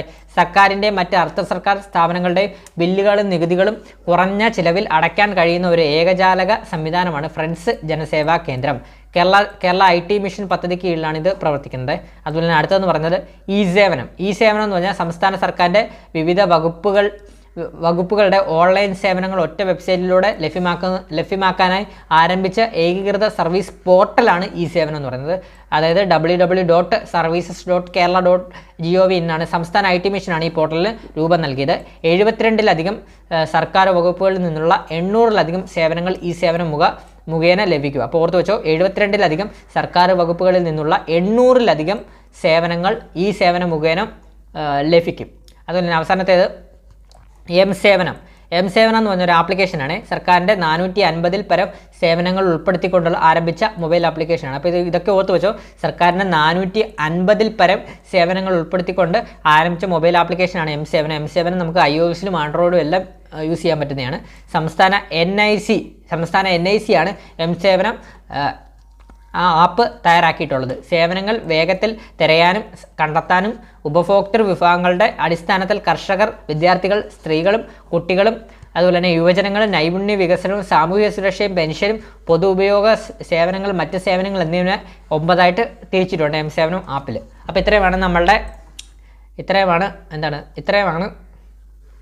കേരള സ്റ്റേറ്റ് IT മിഷൻ തയ്യാറാക്കിയിട്ടുള്ള സംവിധാനങ്ങളാണ്.